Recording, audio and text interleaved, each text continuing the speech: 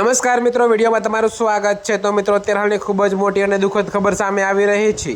તો મિત્રો, તમને જણાવી દઈએ કે આ દિવાળીના પર્વ પર ફટાકડાના કારણે ઘાયલ થતા હોવાના સમાચાર તો સામે આવતા રહ્યા છે, પણ આમાં વધુ એક કિસ્સો સામે આવ્યો છે, જેમાં એક સગીરાનું મોત થયું છે। જી હા મિત્રો, તો અમદાવાદના ન્યૂ રાણીપ વિસ્તારમાં ફટાકડા ફોડવામાં ગંભીર બેદરકારીને કારણે 16 વર્ષની સગીરાનું કરુણ મોત નીપજ્યું છે। જો કે મિત્રો, ગત 21 ઓક્ટોબરની રાત્રે 3 યુવકો લોખંડની પાઇપમાં ફટાકડા ભરીને ફોડી રહ્યા હતા। જી હા મિત્રો, તો તમને વધુમાં જણાવીએ કે આ દરમિયાન લોખંડનો ટુકડો ઉડીને સગીરાના કપાળ પર વાગ્યો હતો, જેથી સગીરાને ગંભીર ઇજાઓ થતાં સારવાર દરમિયાન તેનું મોત થયું હતું।